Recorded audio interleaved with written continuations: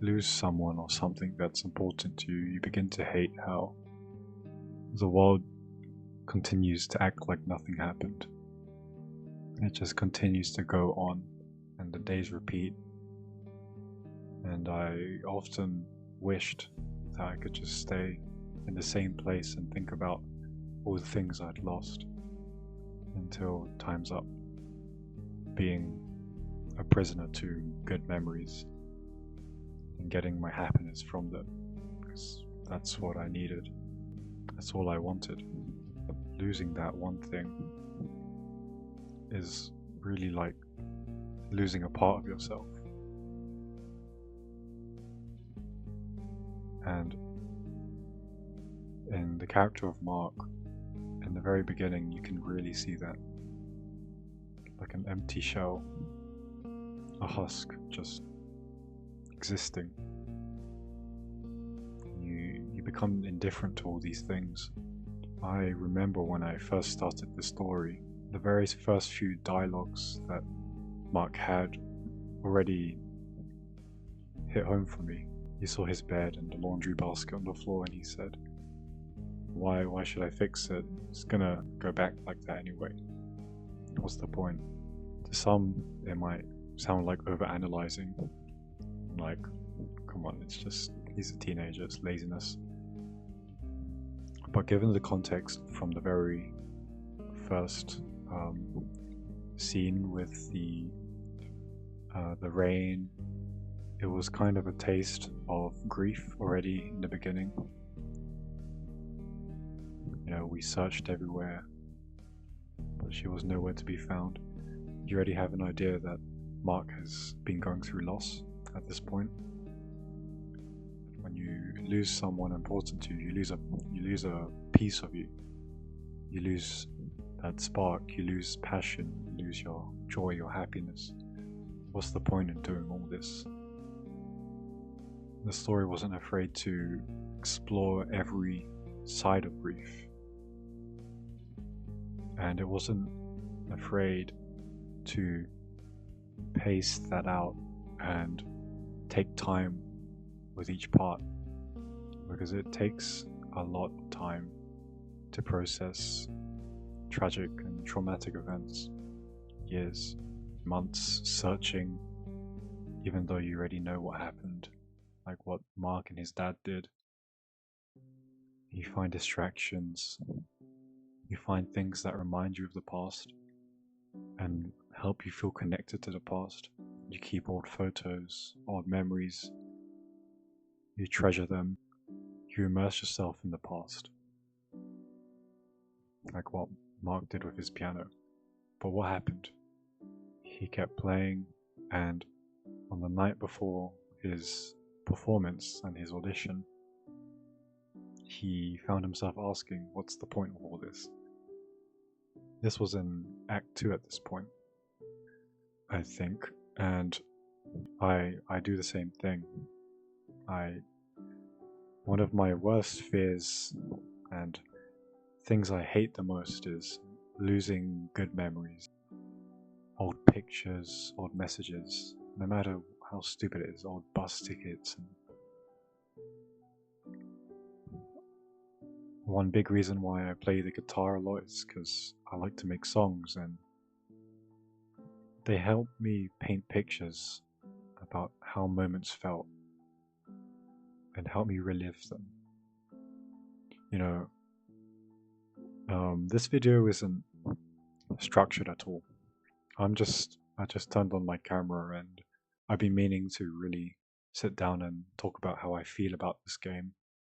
I haven't watched any like theory videos or googled anything about it. This is just straight from playing it and my personal experiences and how much I feel like I related to this game. So I will be trying to analyze a lot of what happened and trying to make sense of the events, like the fluctuations and the ruling and the butterflies and the rain. I don't know. I have my own explanations for that. I don't know the definitive reasons and meanings that the author was trying to portray. But this video is just going to be me talking about what I think everything meant. Obviously, everything I'm going to say here is not going to be accurate. Again, it's just how I feel. And I feel like it's important that I do that because this game really impacted me, because it really spoke to me in ways that only I would know. It made me re-feel emotions that only I have felt from my own experiences. So, I just wanted to say that before I talk too much. But back to this character Mark. I really saw myself in him. I run away from my past and being in denial about things that happened. And when Mark comes to realization, well, I wouldn't even say realization, because it was almost like he knew from very early on, if not the start, about what really happened on that plane and where his mother is. He already knew from the beginning that this was irredeemable after the first few attempts of trying to get her back. But when something like that happens, it's not possible to really accept that immediately. Again, it's almost like physical pain. One thing about grief is that there's something so strangely attractive about wanting to stay isolated and not allow anyone to interrupt you or bother you from grieving. To disappear in a place where no one knows you and can ever save you from your sadness. Because there's this obligation to remain grieving in memory of the things that you lost. And it is a sense of pride. You took pride in those things and you can never let them go. Whatever you'd lost is now frozen in time. And if time will keep moving on and won't stop, then I'll stop. I'll stay with whatever I'd lost. You'd feel guilty for moving on. Moving on even sounds foolish to you. It sounds impossible. I'll never move on from this. I don't deserve to move on from this. If they can't, I can't aim. From the outside perspective, it seems foolish to blame yourself for something that's so unreasonable and something that is beyond control. We still feel a sense of guilt leaving those memories behind. Whatever we'd lost is now frozen in time. And I don't deserve to keep going on.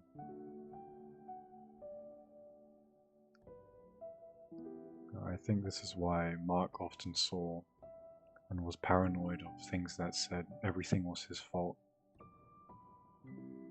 Why are we still here and they're not? Whenever Mark finally had those moments where he would face his fears and confront his feelings, he would always break down and say, "Mom, I wish you were here."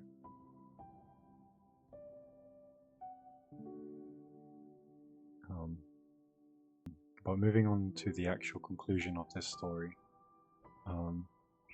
After Mark and Nicole undo all of the quantum fluctuations and all of the anomalies and the hotspots, which I will talk about as well, what I think those meant and the method of undoing those fluctuations. Why was it that specific reason? I think I have an idea why it was done in such a way, but at the very end we get to this strange white dimension with these trees and these manifolds appearing and disappearing, and there's a piano, and it's very, very strange, dreamlike room. we finally see Maria, Mark's mom, and Jake appear in the form of butterflies, and they're speaking directly to Mark and Nicole in this dimension. And they finally reveal what was the cause of the ruling and what is the cause of all this madness. And what they say is, it was actually their... I mean, I rewatched my stream, and this is what I believe they were explaining. I believe what really happened was, you know, you had all these people disappearing and dying and going missing, but the only two people who actually, you know, died naturally, without all this ruling stuff going on, was Mark's mum, Maria, and Jake. And following their passing, they become these spirits or these constructs of the universe. And because of their persistent love and, you know, adamant love for Mark and Nicole, they re-manifest into these spirits and somehow change the inner workings of the universe. They send Mark and Nicole back in time. And the reason why they do this is so that they can find a timeline where Mark and Nicole can be happy. Because what were the dreams of Maria and Jake?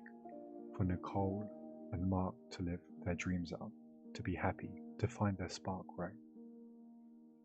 Mark's mum said it herself, and this made me really emotional, that my dream is to allow Mark to have what I always wanted, which was to be able to do what you love. And, you know, that made me very emotional, because the sacrifice of our parents and mothers. But what happened was, because of their deaths, which they blamed themselves on, Maria and Jake, they wanted to do their best to find a timeline where Mark and Nicole no longer will be so stuck in the past that it will destroy them. And the way they do that is by allowing Mark and Nicole to meet, albeit at an earlier time than what was destined. This is what I believe, okay? This is my game theory.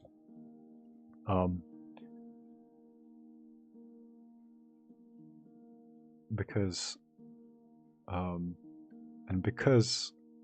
this distortion in space-time occurred, all these I mean, I'm following the game's logic here, so if you do physics like me, of course it's not accurate, but following the game's logic, all these quantum tsunamis come, and there's disorder, there's chaos in the universe, and the ruling happens, and you have all these earthquakes and tsunamis and more death.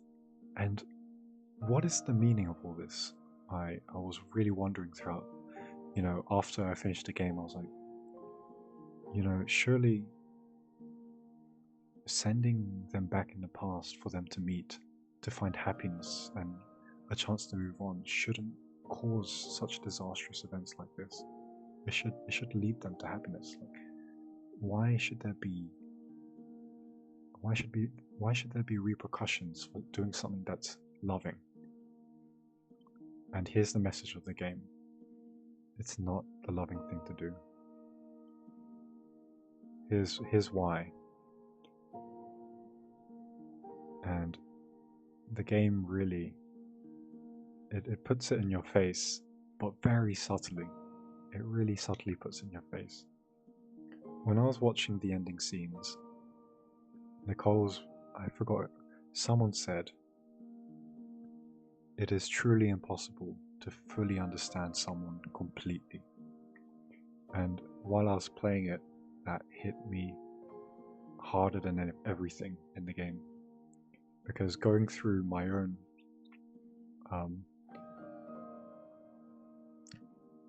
traumas in my life, I came to that very same conclusion. I said those exact same words to myself, just to You know, I didn't have a dad growing up. It was just me, my mother, and my sister, and it was at a young age. We didn't have much money, so I had to work, and I really had to step up, and do my best, and hold everything together. And that, even though things more or less worked out, that made me grow up into a very harmful person. It made me believe that it is my job to make everything right, and I should always be there, solving everything. I developed this savior complex, and it was a very reason why I lost something I treasured so much. And the reason I bring this up is because that's exactly what happened this is what made me realize why all this ruling and earthquakes and tsunamis happened after Maria and Jake attempted to save Mark and Nicole. Is that they tried to force a way out without allowing them, enabling them, giving them space to figure it out themselves. They forced this destiny upon them. They forced a solution on them. Whereas it's not possible to do that. Because there's no one person who can ever truly understand all of your pain and your grief. It's only you. You can guide someone, you can support someone there, but you should never take that into your hands. You are taking something away from them. If you think that you should be a savior to everyone, like I did, it is a form of pride.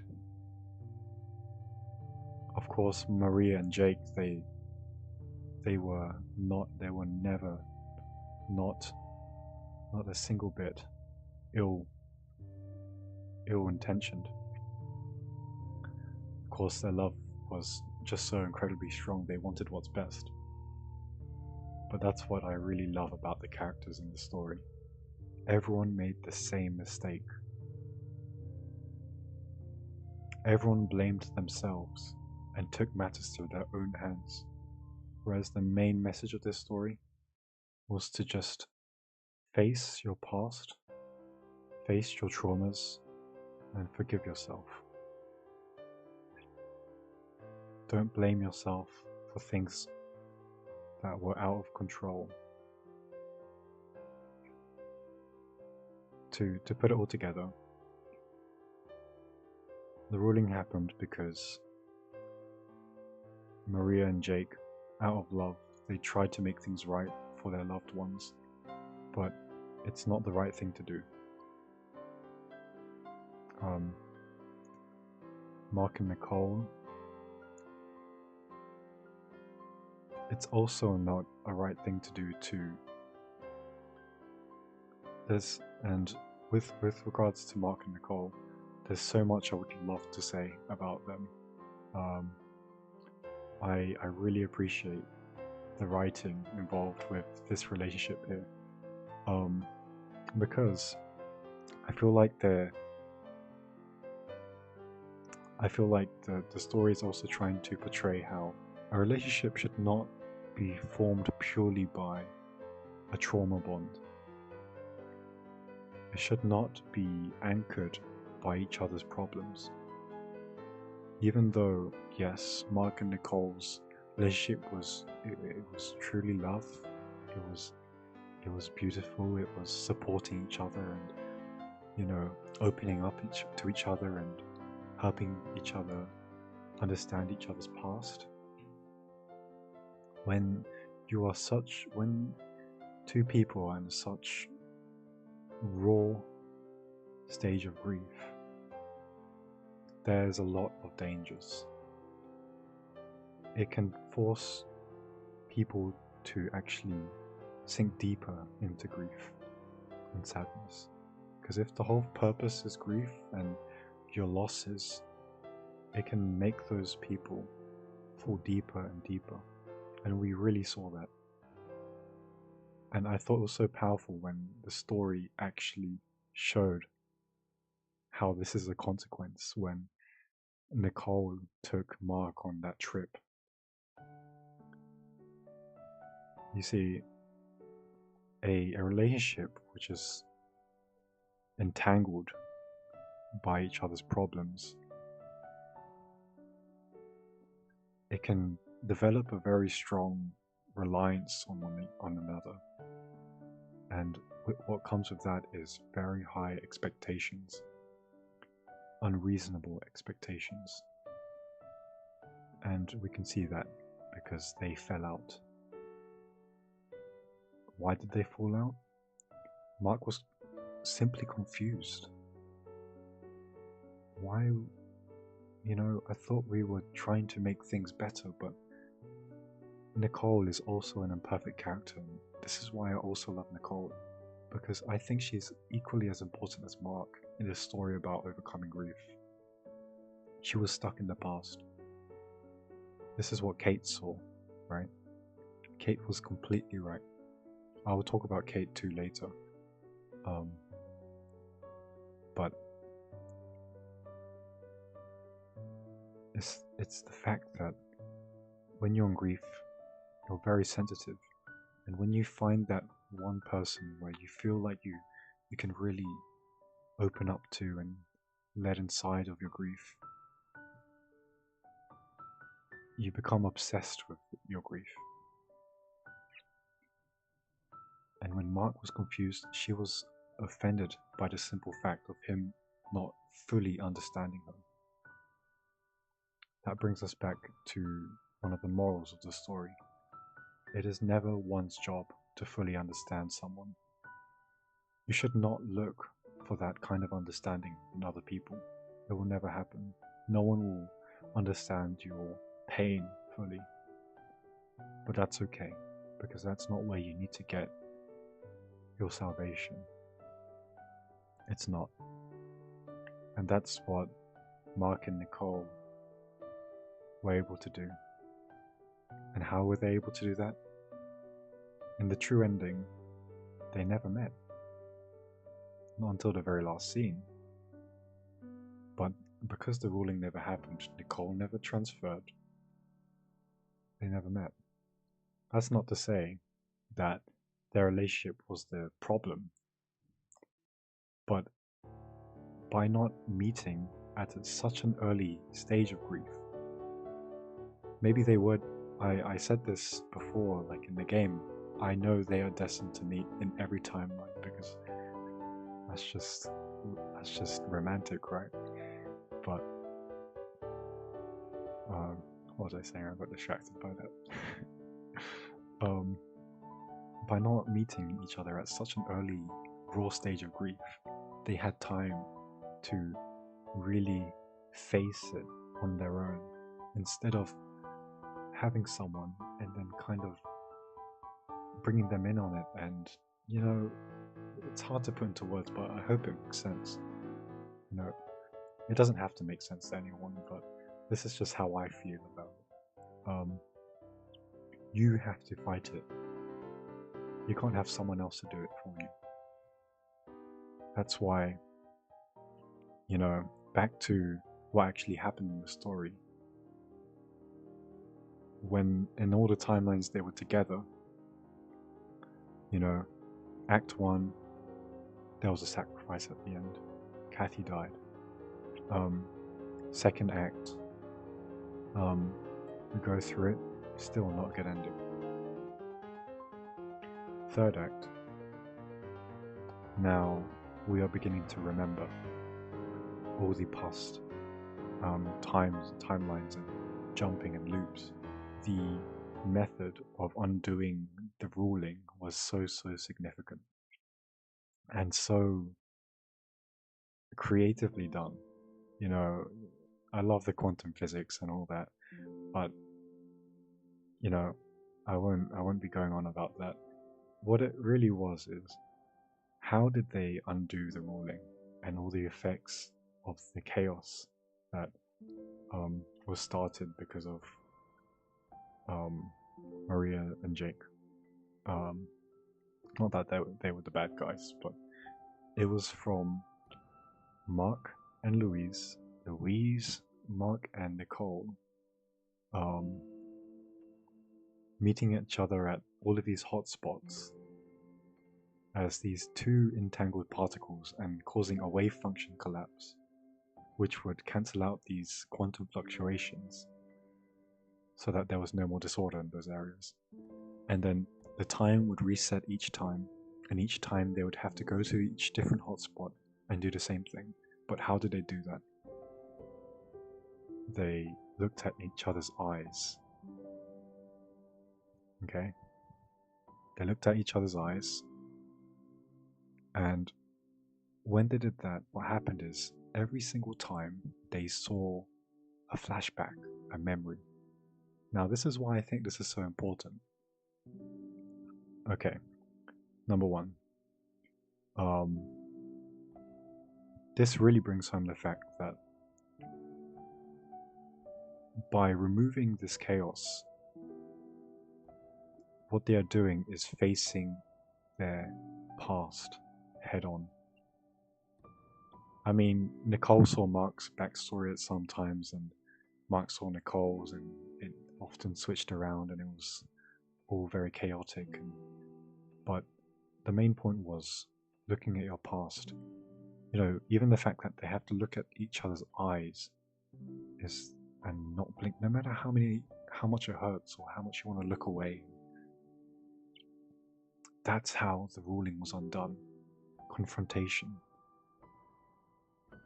And, you know, I think that just speaks volumes to me, because there's so many things in my past that I can't confront. And I'm not at that stage yet. I'm still just existing and living day by day, not caring, and I'm indifferent to everything because there's still things, many things that own me in the past. And you know, Mark and Nicole, for goodness sake, it's happening again. Mark and Nicole, I also love how they're described as entangled particles. Not in the realistic scientific sense, but in the aesthetic and abstract sense. In that, if you were to look at all the titles, when Mark and Nicole would meet, Matt, don't kill me. When Mark and Nicole would meet, the title of each scene would be entanglement, right? And it almost paints this picture of chaos, and the word entangled kind of alludes to the idea of being in a muddle or a mess. And every time they were undoing the quantum fluctuations, the titles were disentanglement, you know, wave function collapse. And the reason why I find it so creative, why Mark and Nicole being described as particles which are entangled, is because they are parallels. You know, I said it earlier, Nicole and Mark are equally as important characters in the theme of grief in the story. Because even though their situations are different, they are going through such similar things. Right? And put those together, it's a mess. So, you know, there's so much I could say about their relationship, and I believe it was so masterfully done. So creative. But that's what I think the game was trying to portray. I might be wrong, but this is just what I thought of it.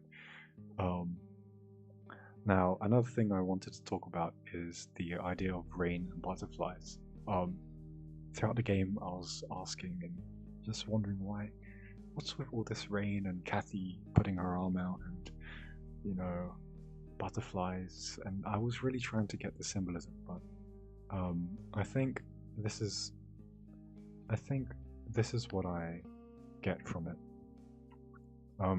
So at the end, Maria and Jake appear as butterflies, and this is when I kind of realized what it was. Um, what I believe is the rain kind of symbolizes the grief and suffering which is inescapable in this world, and it's intertwined with life. There's nothing you can do to remove suffering from this world, and the force of the rain really puts that into picture, because it's something that happens naturally. You can't stop it. It's an overwhelming force. And then you contrast that with the butterfly, where Cathy said, imagine picture a butterfly in the rain. You would never really see it flying around, because what would happen? It would get destroyed, hit by a raindrop, and it would die. Now, after seeing Maria and Jake as butterflies, and Cathy drawing the picture of butterflies in the rain, I believe this was kind of symbolic or allegory to the way Maria and Jake are defying the laws of the universe. They're going against natural order because of their love, their powerful love for Mark and Nicole. I think that's what the meaning of the butterflies in the rain were.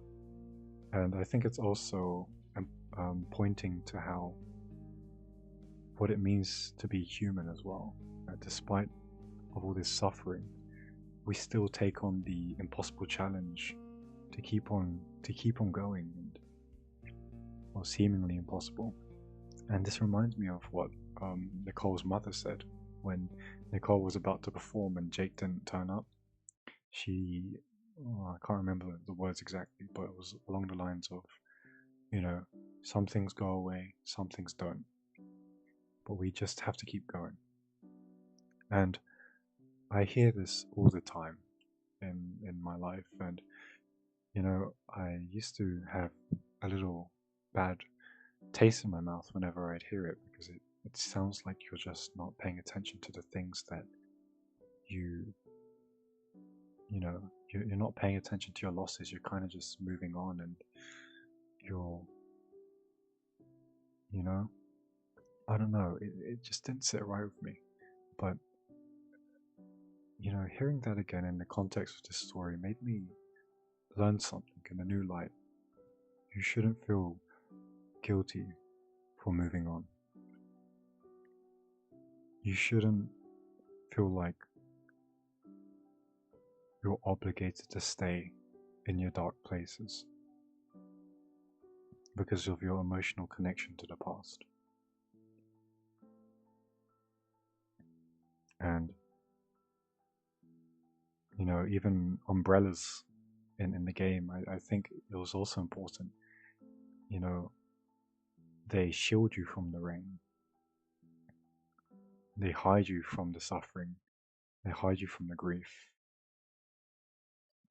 Yet it still rains. And this is why I think Cathy, she held out her arm and said, feel the rain rushing by your skin. And Cathy is just, what I think she meant by that is she was ready to accept the fact that there is suffering and she is in pain. But what was so mature about her in a way, of course she still didn't have all these things figured out. She still had things that she couldn't face in her own way. But what was so mature about her is that she was able to see that she is suffering, but to be able to, she wasn't just focused on the things that went wrong. She looked on the things that she had. And one of the main thing that she treasured most was being with people that, you know, she cherished the most. People who loved her, Mark and Riddell. And all it took for Cathy to, you know, be saved in the true ending was for Mark and Riddell to, you know, just be there for her in the beginning. And it's this whole thing of embracing your suffering. But as long as you are with the people you love and you really appreciate that, then you should have no problem moving on. It's not a bad thing to move on. Focus on a leaf, you miss the tree, and if you focus on the tree, you miss the forest.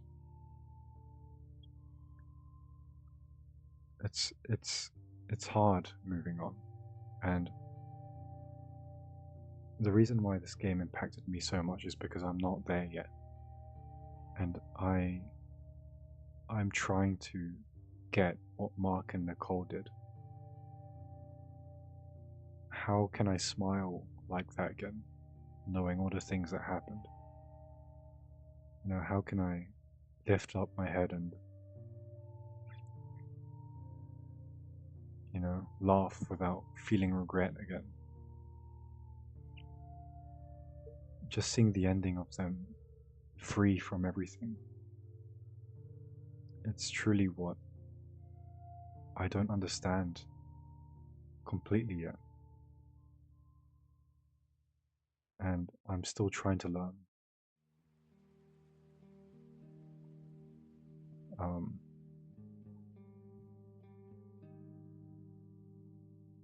To be able to say, some part within me wishes the universe hasn't ended yet.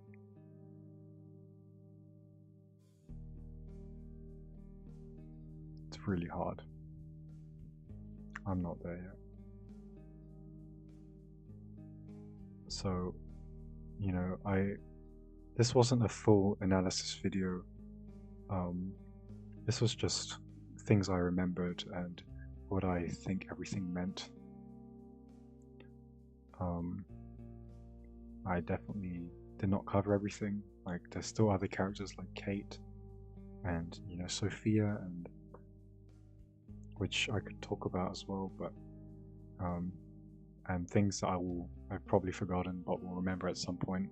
But you know, I stream and I'll probably talk about it there. But this was the main things that really which really impacted me. And you know, again, all the things I said might not be correct, but this is how it spoke to me, and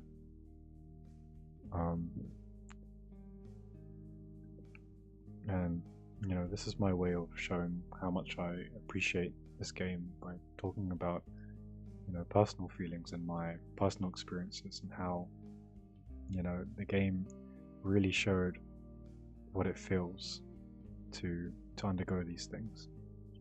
It took its time, it didn't overstay its welcome, but now I'm even more empty. It's a fantastic game.